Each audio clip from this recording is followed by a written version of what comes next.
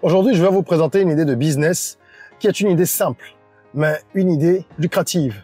Souvent, lorsque autour de nous, nous voyons certaines activités, nous avons tendance à les banaliser. Ou alors, elles sont tellement ancrées dans notre quotidien depuis toujours qu'on ne les voit pas comme une possible porte, une possible ouverture, une possible source de génération de revenus. Et ça, c'est un véritable problème. Si vous n'arrivez pas à voir l'argent autour de vous, à côté de vous, vous aurez du mal à faire plus de revenus. On ne peut pas être tout le temps focalisé sur les choses les plus complexes et pouvoir générer de l'argent. Il faut apprendre à regarder son environnement dans sa simplicité. C'est le premier pas. Les inventions, les innovations, c'est bien. Mais nous sommes sur un continent où il y a encore des besoins basiques qui ne sont pas suffisamment satisfaits ou qui ne le sont pas du tout parfois.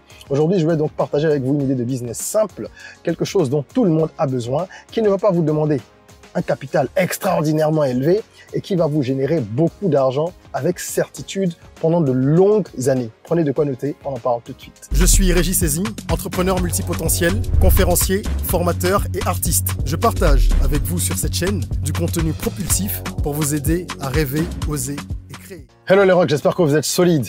Moi, je suis en parfaite forme et je suis plein de gratitude envers l'univers. Si tu es sur cette chaîne pour la première fois, je te souhaite la bienvenue, welcome on board. Ici, on rêve, on ose, on crée. D'où notre mantra, soyons rock, R-O-C, les 3 lettres, n'est-ce pas? Notre objectif avec nos vidéos, c'est vraiment de t'aider à accélérer ta croissance personnelle et professionnelle. Sur cette chaîne, nous diffusons du contenu propulsif tous les jours. Nous parlons d'éducation financière, de business, d'entrepreneuriat, de mindset, de dev perso, d'actu africaine. Bref, autant de thématiques qui sont interconnectées et qui vont te permettre d'aller beaucoup plus vite dans ta vie si tu as envie, évidemment, de progresser. Alors, abonne-toi et active la cloche de notification pour rejoindre la communauté rock, la communauté des gens qui rêvent, qui osent et qui créent. Et pour tous ceux qui nous suivent régulièrement et qui ont oublié de cliquer sur le bouton s'abonner, faites-le maintenant pour que la communauté continue à croître. Nous avons récemment passé un palier symbolique des 10 000 abonnés et il faut qu'on passe rapidement au palier suivant parce que plus nous serons nombreux, plus nous pourrons apporter les uns les autres nos contributions respectives à l'évolution du continent, à la construction du continent, mais d'abord et aussi à notre évolution personnelle parce que nous devons être de meilleurs hommes grâce au mindset, avoir plus de ressources grâce au business, pour construire ensemble l'Afrique et créer de la richesse, c'est-à-dire des emplois, créer des solutions, etc. Okay? Alors aujourd'hui, je partage avec vous une idée de business assez simple. Je vous invite à écouter attentivement et jusqu'à la fin, parce que je vais vous parler des atouts du business, des challenges, je vais vous dire combien il faut pour se lancer, combien vous pourriez espérer faire rentrer comme cash, et puis on parlera pour finir justement des astuces rock. Commençons par le premier point. Avant de parler des atouts, de quoi il s'agit? On va dire que c'est le point 0 même.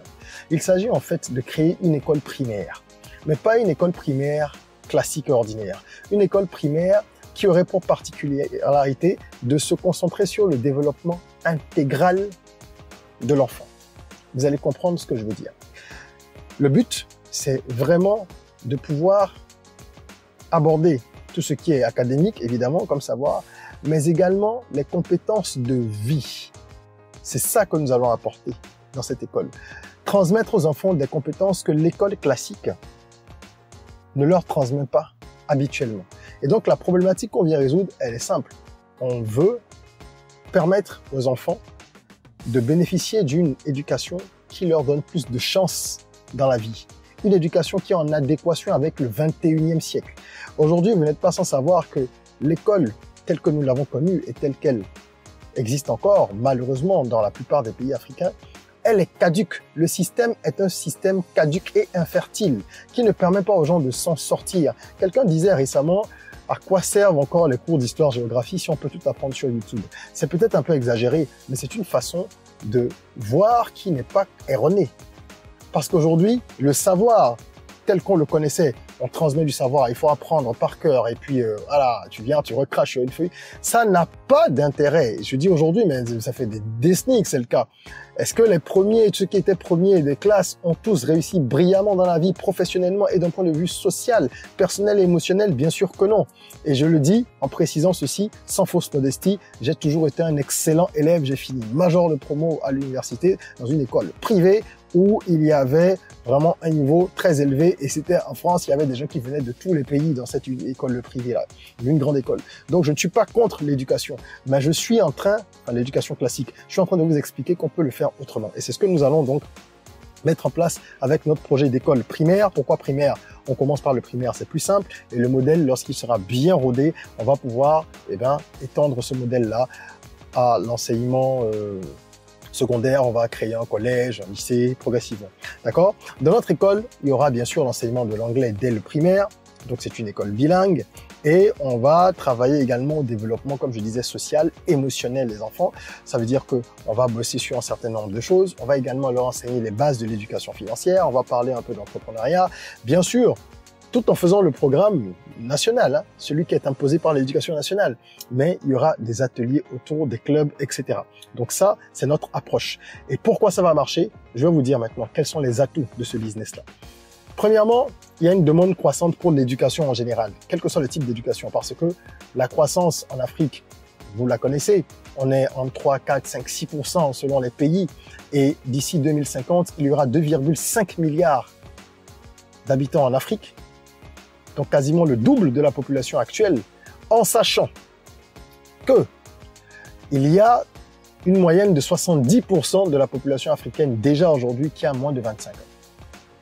Et donc vous avez tous les tout petits dans le lot. Et la population va continuer à rajeunir. Donc il y a une grosse demande, il faut scolariser toutes ces personnes-là. Regardez dans vos environnements, les gens qui ont des écoles, les gens qui ouvrent des écoles, même des écoles simples, ils n'ont jamais de mal à trouver des élèves. Il n'y a pas d'école, moi j'en connais aucune. Je connais aucune école dans laquelle il n'y a pas d'élèves. Alors est-ce que ça marche après? Ça marche pas, c'est une question de gestion, d'approche, de résultat. Ça c'est comme pour tout business, il y a d'autres paramètres. Mais la clientèle, elle est là, elle existe. Vous allez la capter, surtout si vous adoptez l'approche que je viens d'évoquer. Vous allez l'adapter et la capter, la clientèle, c'est clair. Ensuite, autre atout, les parents sont motivés. Les parents aujourd'hui sont de plus en plus motivés à faire des sacrifices pour mettre leurs enfants dans de bonnes écoles, dans ce qu'ils estiment être de bonnes écoles. Hein, les taux de déscolarisation sont de plus en plus faibles, d'accord? Et c'est tout à fait logique. Bon. Donc, vous avez un portefeuille de prospects, donc de clients potentiels qui est plus large, ok? Et qui est prêt à investir davantage aujourd'hui. L'inclusion des technologies, c'est quelque chose qui va marcher. J'ai dit qu'on allait enseigner l'entrepreneuriat, l'éducation financière, des bases en tout cas. C'est pareil pour la technologie. On ne peut pas avoir une école au 21e siècle où les enfants n'ont pas des bases en informatique, ne serait-ce que des petits cours d'initiation à partir du CM1, CM2. Parce que ailleurs, les enfants fabriquent déjà des pièces qui rentrent dans les téléphones, qui font partie des composantes des téléphones. Ailleurs, les enfants apprennent à utiliser l'intelligence artificielle. Chez nous, combien d'enfants ont accès à ces informations-là? Donc, ne fabriquons pas les analphabètes du 21e siècle en pensant qu'on est en train de fabriquer des intellectuels parce qu'on les envoie à l'école et qu'ils ont des diplômes et que ceci, cela. Les diplômes classiques, c'est loin d'être suffisant aujourd'hui. Donc, on va intégrer aussi de la technologie et ça va être un avantage, n'est-ce pas? Puis, les programmes diversifiés dont j'ai parlé, hein, les programmes extrascolaires, il y aura le sport, évidemment, du théâtre, de la danse, entrepreneuriat, intelligence artificielle. Il faut qu'il y ait pas mal d'activités de ce genre pour pouvoir apporter justement cette approche intégrale et transversale de l'enseignement avec pour les activités plus ludiques, bien sûr des sorties aussi, aller planter un arbre le jour de la fête ou la journée internationale de l'arbre, aller faire des actions sociales. Il faut vraiment une école qui vit. D'accord? Il y en a quelques-unes déjà, mais les modèles ne sont pas suffisamment développés. Ils ne vont pas jusqu'à l'éducation financière, l'entrepreneuriat, etc. Donc ça demande de l'organisation et ça m'amène à parler du point suivant, les contraintes. Quels sont les challenges de ce business? Le premier, c'est justement l'organisation. Si vous voulez rajouter les éléments dont je parle, tout en respectant le cahier de charges de l'éducation nationale, ce qui est indispensable, eh bien, ça va vous demander d'être bien organisé, de savoir créer des slots, des temps pour d'autres activités, sans que l'éducation classique n'en pâtisse de votre établissement. Okay? Ensuite, vous avez le recrutement et la rétention de personnel qualifié, qui est un challenge. Le recrutement, c'est pas le plus difficile parce que il y a beaucoup de personnes qui sont aujourd'hui dans l'enseignement, c'est un peu une porte de sortie pour de nombreuses personnes qui ne trouvent pas de travail après avoir étudié, d'accord? Donc, vous avez pas mal d'enseignants et ce sont des personnes qui, à tous les niveaux d'éducation, peuvent intervenir chez vous. Maintenant, il faut trier dans le lot parce qu'ils n'ont pas toujours la pédagogie. Il y en a beaucoup qui sont formés, je dirais pas à la va-vite, mais sans que ça n'aille en profondeur et qui finalement, sur le terrain, ne sont pas très pédagogues. Je suis père de famille, je sais de quoi je parle. Mes enfants sont dans une école qui est très vivante et on remarque toutes sortes d'individus au niveau des enseignants. L'école a beau être géniale, il y a des enseignants qui vont être plus compétents que d'autres, pas sur les aspects techniques, mais sur l'approche éducative et la pédagogie.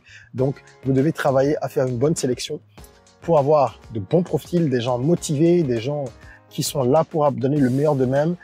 Faites-leur un bon traitement également et puis trouvez le moyen de les fidéliser. Il y a plusieurs manières de fidéliser les gens. Si vous avez besoin de stratégie et que vous cherchez à lancer un business ou à développer une activité qui est déjà en marche mais qui peine un petit peu à décoller, je vous invite à cliquer sur le lien dans la description pour aller voir ce que c'est que le Business Rocket Camp. C'est un programme de 4 semaines que nous avons mis en place et qui en fait est un programme d'accompagnement intensif pour les entrepreneurs. Pendant 4 semaines, vous allez bénéficier de nombreuses choses, à commencer par des masterclass qui sont des formations vidéo sur différentes techniques, différentes thématiques, pardon. Et c'est un programme structuré, donc vous avez de la semaine 1 à la semaine 4 des thématiques que l'on aborde. Il y a une dizaine, globalement, de disciplines que l'entrepreneur doit maîtriser qui sont passées en revue. On parle de business stratégie, on parle de RH, de management, de finance, d'aspect juridique, on parle de productivité, on parle de marketing. C'est quelque chose de très complet. En plus de ces formations vidéo, donc des masterclass, vous avez des webinaires pendant lesquels des entrepreneurs africains chevronnés viennent partager leur expérience toujours relative à une thématique précise dans le cadre de notre parcours. Vous avez également de l'accompagnement individualisé, donc du coaching avec moi-même. Je suis entrepreneur depuis 15 ans avec pas mal de succès et on rend grâce au Big Boss pour ça. Et je suis également consultant en tout ce qui concerne business stratégie depuis une douzaine d'années. Voilà. Donc, je fais les séances de coaching individuelles moi-même avec vous en direct et vous avez aussi des outils pratiques qui sont mis à votre disposition pour vous aider à appliquer ce qui vous est enseigné. Ce n'est pas un camp où on blablate, on parle, on enseigne, mais on pratique. Donc les places étant limitées, je vous invite à booker votre place si vous êtes intéressé à la booker assez rapidement. Ça s'appelle le Business Rocket Camp et la prochaine cohorte est pour novembre 2024. Saisissez votre chance, ne laissez pas passer cette opportunité. Alors, parlons maintenant d'investissement, puisqu'on a vu les challenges. J'ai parlé du recrutement, de l'organisation. Il y a peut-être aussi le maintien de la qualité qu'il faut évoquer, même si ça va de soi. Il faut évidemment rester constant, parce qu'une école, elle est évaluée chaque année par les parents d'élèves. Les parents d'élèves sont vos clients. Et chaque année, ils vont voir si ça vaut la peine que l'enfant reste chez vous. Ça dépendra des résultats obtenus par les élèves de l'établissement aux différents examens. Également, bien-être des enfants, de comment ils se sentent quand ils rentrent de l'école. C'est plusieurs paramètres qui vont être évalués pour que les parents gardent leurs enfants chez vous et que les enfants eux-mêmes aient envie de rester. Donc ça demande un travail de qualité qui est un travail permanent. Au niveau de l'investissement, combien est-ce qu'il faut mettre sur la table pour lancer une activité pareille? Premièrement, vous avez besoin de louer le bâtiment, n'est-ce pas? Avec des salles de classe, une bibliothèque, une salle informatique. Ça dépend de la vision que vous allez adopter. Il vous faut plusieurs salles. Donc vous louez un espace. Avec le temps, vous construirez votre espace. J'ai vu beaucoup de gens comme ça démarrer en louant un bâtiment et avec le temps, ils rachètent le bâtiment et donc la parcelle auprès du propriétaire ou ils vont carrément ailleurs acheter un terrain, ils construisent eux-mêmes. OK? Parce que c'est un business qui marche quasiment toujours. Alors, une fois que vous avez investi donc dans les infrastructures, vous avez ensuite tout ce qui est autorisation. Ça, c'est pas le plus cher. Ça va juste être un peu fatigant parce qu'il faut courir à droite, à gauche, déposer les dossiers. Mais c'est pas le plus onéreux. Ça dépend de chaque pays. Vous vous renseignez, vous demandez ce qu'il faut comme document, combien il faut investir pour les autorisations, etc. Puis, vous aurez tout ce qui est équipement, le matériel pédagogique, les ordinateurs, et tout ce qu'il y a comme autre technologie, éventuellement à acquérir pour déployer votre business. Le personnel que vous allez embaucher, vous allez le payer, donc ça doit se budgétiser. Et il faut faire du marketing, il faut avoir un vrai positionnement. Une école, pareil, avec l'approche que je viens de vous présenter, c'est une école qui est destinée à la classe moyenne et au CSP+, c'est-à-dire les gens qui ont un certain niveau de revenus. partir de la classe moyenne jusqu'à oh là là, comme on dit. OK? Et donc, il faut que ce soit cohérent dans l'approche. Le branding, le cadre, tout ça doit être cohérent. Les espaces de jeu dans l'école, les gens vont pas venir payer beaucoup plus que dans des écoles privées classiques et ne pas avoir la valeur ajoutée qu'ils espèrent au niveau du service. Donc, il faut que ce soit cohérent. D'accord? La bonne nouvelle, c'est que le personnel, par exemple, vous allez le payer, mais vous avez des élèves dès la première année. Je vous dis, honnêtement, tout ce que moi j'ai vu se lancer dans ce business, dès la première année, ils ont eu des élèves.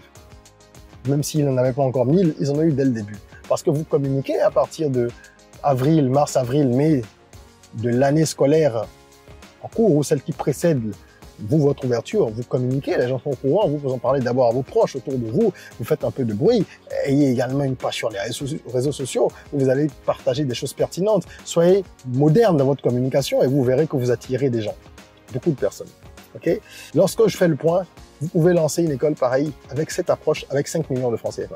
Bien sûr, vous ne pourrez pas tout faire dès le début, vous allez peut-être avoir juste 1 ou 2 ordinateurs et les enfants vont venir assister à des projections, c'est-à-dire que l'enseignant va être sur l'ordi, il y aura un rétroprojecteur, il va leur montrer certaines choses, ou ça va être des petits groupes qui viennent par 4, par 5. Vous commencez doucement et après vous pourrez élargir le parc informatique, par exemple, entre autres choses, n'est-ce pas? Mais avec 5 millions, vous pourriez démarrer, très honnêtement.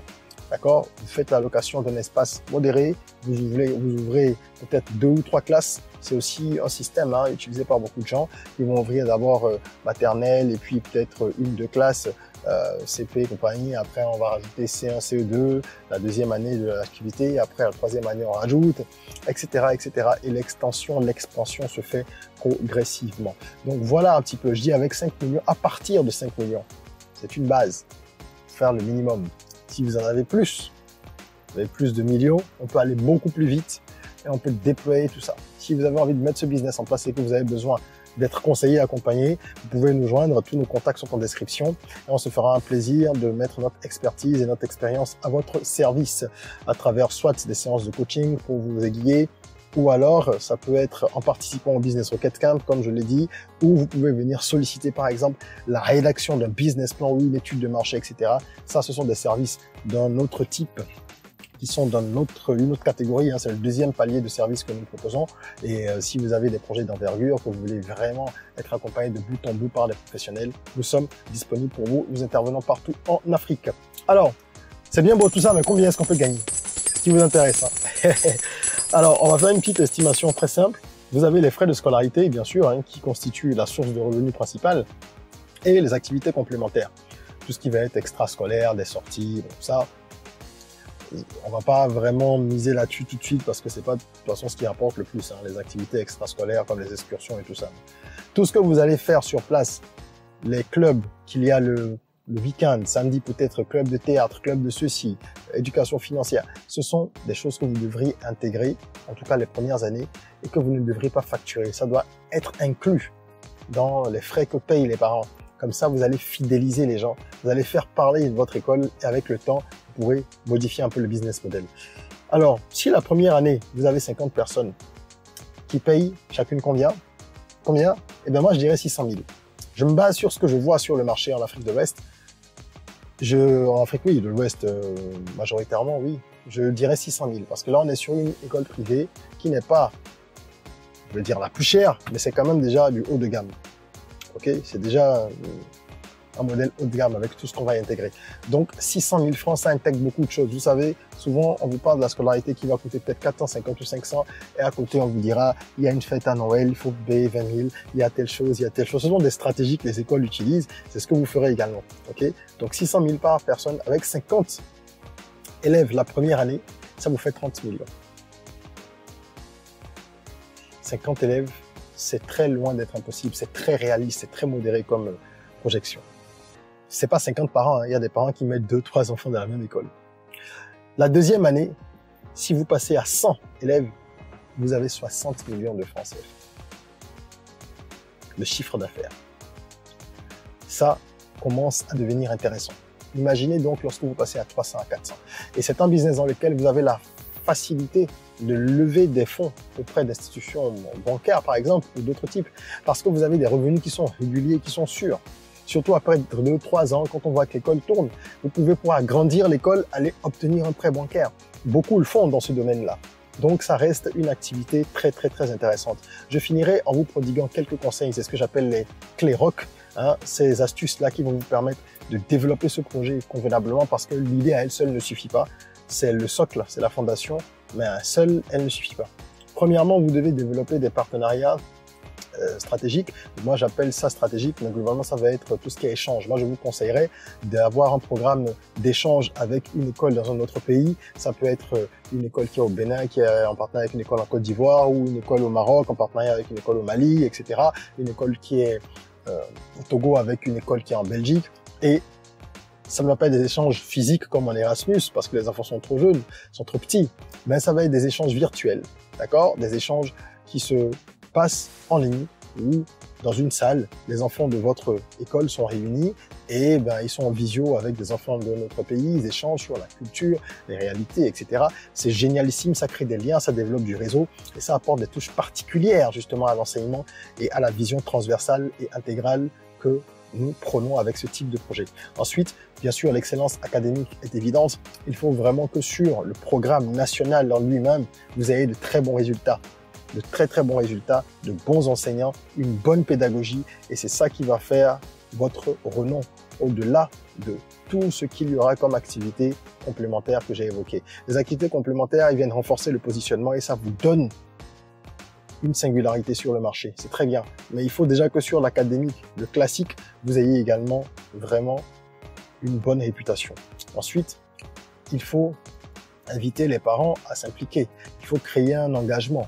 D'accord, que les parents s'impliquent. Ça commence par, évidemment, l'association des parents d'élèves, mais il faut aller bien plus loin que ça. Il faut aussi que dans certaines activités, les parents puissent s'impliquer dans la communauté. Ça peut être très bien d'avoir un lien entre la communauté dans laquelle est implantée l'école et les élèves, les parents eux-mêmes. Ça fait que la vie de l'école est différente et ça renforce toujours le positionnement. Je finirai par l'utilisation de la technologie, je l'ai dit, et l'intégration de modules complémentaires, c'est super important. Vous en apprenez les bases, vous enseignez les bases de l'entrepreneuriat, de l'éducation financière, l'anglais, le bas âge, avec l'informatique, etc. Vous allez faire un carton. Voilà. Merci d'avoir suivi cette vidéo, j'espère qu'elle vous a plu. Si c'est le cas, mettez un petit like. Abonnez-vous et partagez-la, cette vidéo. Ne la gardez pas que pour vous. Les bonnes choses, elles se partagent. Je serais curieux d'avoir vos avis en commentaire. Est-ce qu'un type d'école pareil pourrait fonctionner dans votre ville? Qu'est-ce que vous en pensez? Donnez-nous votre avis, discutons-en en commentaire. C'est de la discussion que j'ai eu la lumière et ce sont les échanges qui permettent aux uns et aux autres de s'enrichir de chacun. En attendant qu'on se retrouve pour une nouvelle vidéo, prenez soin de vous, de votre corps, mais aussi et surtout de votre mind. Rêvons, osons, créons. Soyons rock.